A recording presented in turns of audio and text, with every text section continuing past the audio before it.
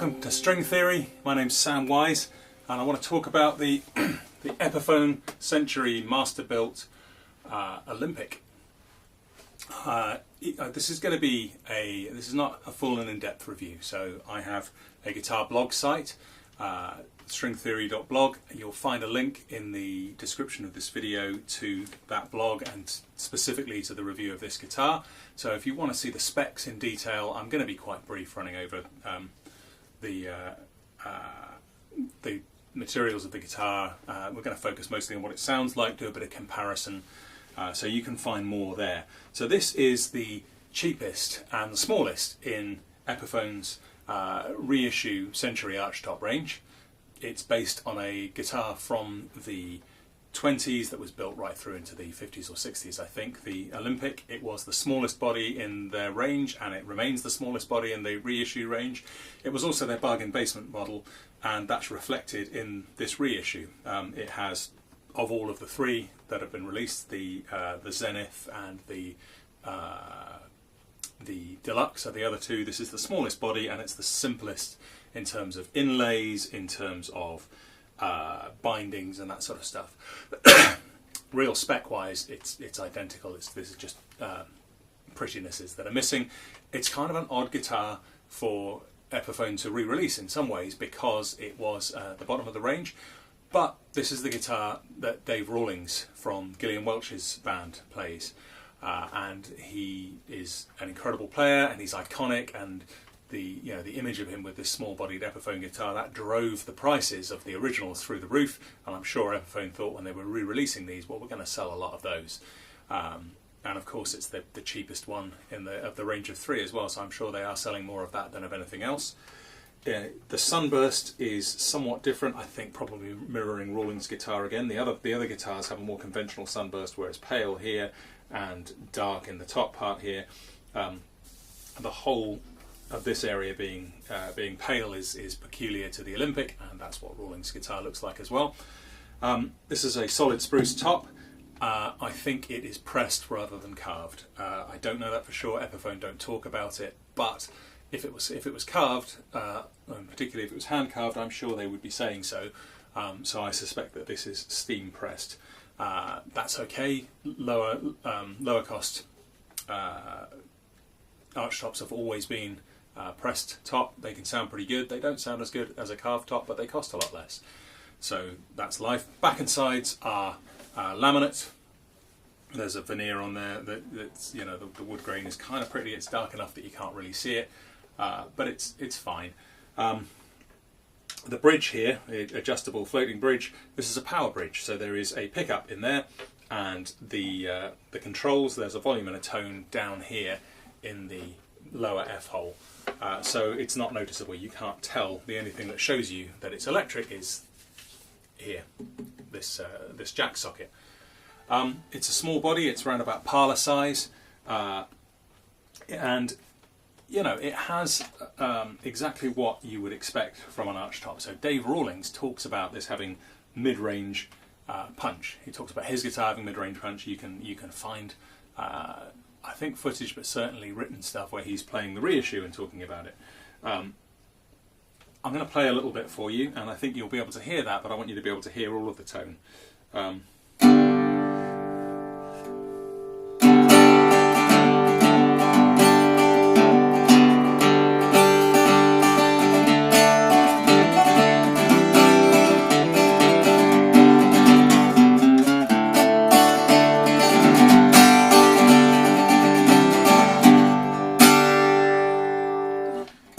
So when I listen to that, yes, mid-range punch, absolutely. It's loud for a small guitar. The mid does kind of predominate. This is not a tone that I would use for solo guitar playing. If I want to sit and play pretty fingerstyle, this is not the guitar that I would use. Various reasons for that. Mid-range, the mid-range sounds nice enough. However, for me, the treble is a little bit too direct and cutting and brash, and the bass, although that's not really a problem, is a little bit on the small and boxy side, as you might expect from a small bodied guitar. That's not what I use it for. It's not what Dave Rawlings uses it for. It's not what I would recommend it for.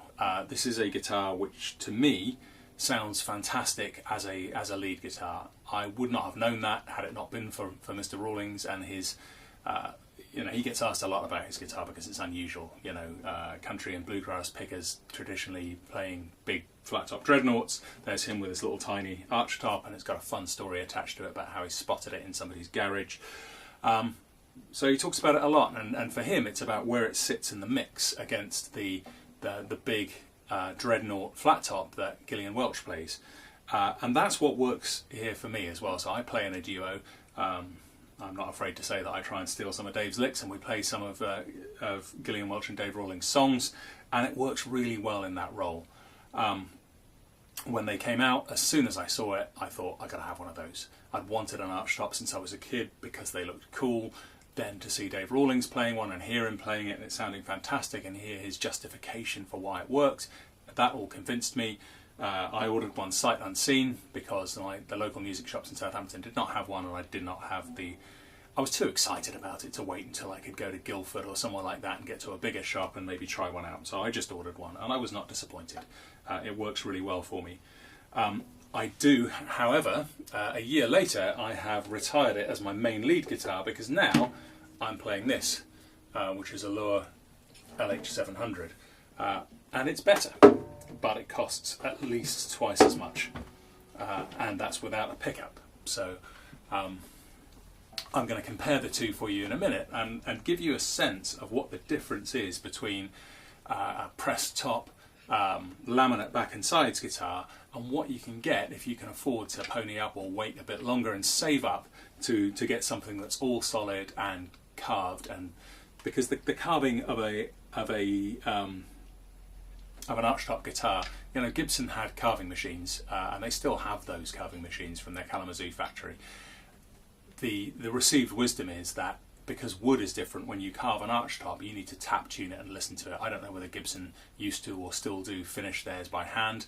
This is the Allure is, I believe, hand carved from scratch by an individual.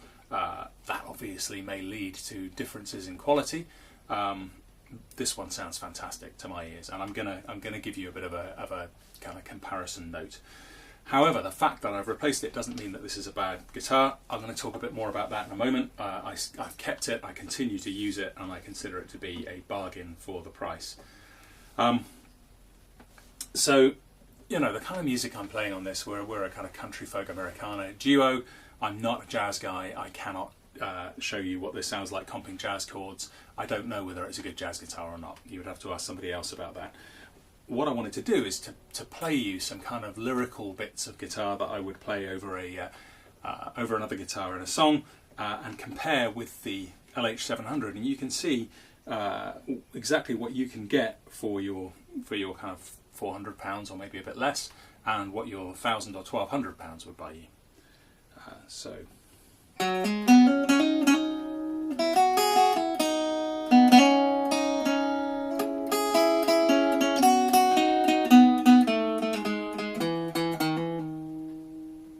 Sounds pretty good, and over the top of the kind of lilting rhythm guitar that would be sitting underneath there, it sounds fantastic.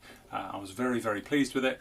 I really questioned whether I ought to go and spend money on another guitar, but I wanted something different. I wanted a bigger bodied acoustic, and I managed to find one of these used. It's not perfect. I still paid £850 for it. It's got a ding in the top, but I decided to take the chance. Now if you hear the same thing played on this,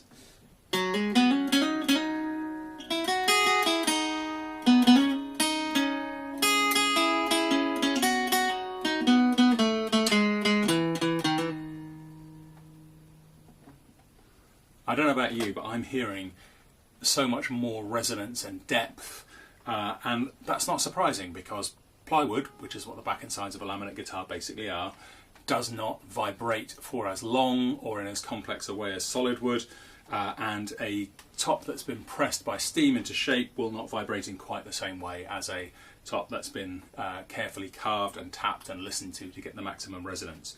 And so I'm hearing it almost sounds as though there's reverb on this to me.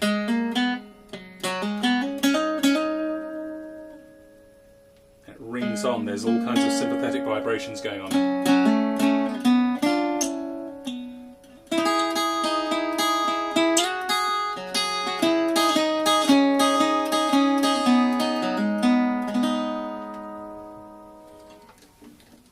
So for me that sits in the same sort of sonic territory, and it has a little bit more bass, which I like, and it just has a lot more depth to it. Dave Rawlings' guitar that he plays has, I believe, his is a 1930s, I think, original. I believe it has a hand-carved top. I believe it has a solid back and sides. It has all of the features that this has got over this. That's not to say that this is a bad guitar. It is difficult to find anything to compete with it in the same price range. This gives you the essence of that archtop tone. If I take a 350 or 400 pound flat top and compare it with a 1200 pound flat top, you will hear a similar difference. Particularly if I take a fairly heavily built laminate back and sides flat top and then compare it with an all solid, lightly built, carefully constructed guitar that costs 2 or 3 times as much, you'll hear a similar difference. So that's not a knock on the Epiphone at all. And I've kept the Epiphone, and there are a variety of reasons for that. One is that the lure doesn't come with a pickup. Now honestly, I don't love the tone from this pickup. It piezo emphasises in all guitars some of the things which are already features that I don't like so much about this guitar's tone. So piezo tends to be piezo makes you more punchy and maybe quacky. This guitar is punchy enough already. Piezo can be a little bit harsh, particularly in the treble frequencies, and this is already harsher than I want it to be on the treble strings. So my first few experiences of plugging this in, particularly with somebody else mixing and maybe not taking very much time to think about it, just plug and go, were not great. It didn't sound the way I wanted it to sound. And that was part of what made me decide to move away from using piezo pickups altogether. So I bought a large diaphragm condenser mic and a small diaphragm condenser mic, put together a special mic stand. In a show I'm switching between at least 2 guitars, banjo, mandolin, double bass. It's a pain in the ass. It's a pain, and the hassle for the sound engineer of zeroing the thing and me unplugging a cord and plugging another one in, and something goes wrong and there's a loud crackling noise, it hurts everyone's ears. It's just huge hassle. So now I can, I have this set up really nicely with a preamp, and I can just walk up to it with whichever instrument I'm playing. I have a bit of control over the volume by moving closer or away from the mic, and the sound engineer has less work to do because we've set the thing up to sound great to begin with, and the different instruments entail less mixing for him. However, that's not always an option. If you're playing at an open mic night or a showcase or somewhere like that, there's 15 acts, it's a quick turnaround. You can't do that. Then nobody's interested in waiting while you set up your preamp and your delicate microphones, and there's no sound check. What you got to do is walk up, plug in, and hope for the best. And that's what this is for in my arsenal these days. And also a backup, because things can go wrong. God forbid, my guitar could get damaged. It can, if I break a string, it's useful to, or a couple of strings at an inconvenient moment, and there's no chance to change them. Then I might need to grab this. And I would take this places that I would not take this.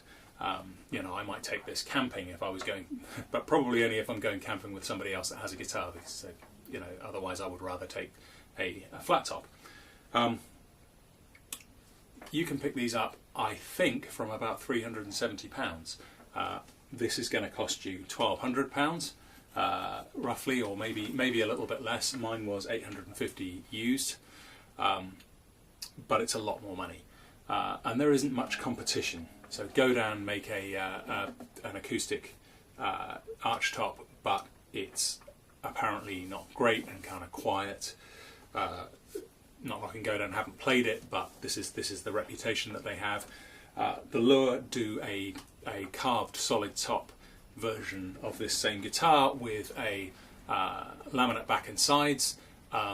Theoretically, that ought to be a fantastic competitor. It doesn't come with a pickup. And you're not going to be able to try one, not in the UK anyway. I can't find anywhere where you can walk into a shop and pick up a Lure, any of them. The LH300 is the one we're talking about here. So you would be in a situation to be ordering it from somewhere like Thomann and relying on their return policy if you didn't like it. So, you know, this is a much more a realistic option for most people, because you can walk into, not every guitar shop, but Absolute Music in Bournemouth is my nearest that stocks them. They had, when I went in, I think they didn't have this actually, but they had the Zenith and the Century on the shelf. You can walk into Anderton's in Guildford. You know, most of the bigger guitar shops will have one or two of these on the wall, and you can try it and you can find out exactly what you're getting into, and that's always a smart thing to do when you're buying a guitar. So if you want to get into playing archtop, and you know, I think a lot more people should. The reason that this is £370 or £400 or £450, I think the RRP's around there, is partly because archtops are more complicated to construct and they have more parts, but it's also because not that many people buy them. It's a small market, and it shouldn't be a small market, because these will do something that your flat top won't do. You just can't get the kind of tones that you've been listening to on this video from a flat top, and you would be, you know, if you get a luthier trying to do that, well, they're making a mistake, because you know the archtop is the right way to get that kind of tone, and it's not the right way to get a mellow, big, overtone laden cedar topped flat top tone, because that's the way to get that. So if you have a couple of guitars already and you're wondering how to add something new, and particularly you want something that will cut through and give you a different voice, then an archtop is a great way to go, and these Epiphone Century series are a brilliant way into that for an affordable amount of money. And on that basis, I absolutely recommend them. Mine is staying. It's staying on the wall. It's staying in use. And, you know, it looks a lot like I have, up in the loft somewhere, a Coletti Martin archtop that I have had for a long time. This is a cheap department store archtop. I don't know whether the top is solid or laminated. It will certainly be steam pressed. It looks a lot like this. You can put them alongside each other. Even maybe the Coletti has got cream binding and things like that, and it might, from a distance, look like it's the better guitar. This sounds so much better. That thing doesn't have a truss rod. I have problems with the intonation and with the with the neck because of that. It's not really playable. It's the things that I've criticised in the tone of this, even more in that. So it's a mistake to see, if you see that sometimes on eBay a guitar turns up for 120 quid or 100 quid or something that's from the 50s, and you think, wow, that's, I'll get that instead. It's not going to get you. It's unlikely to get you what you want in the same way. So yeah, go and try one of these out. I don't think you'll be disappointed.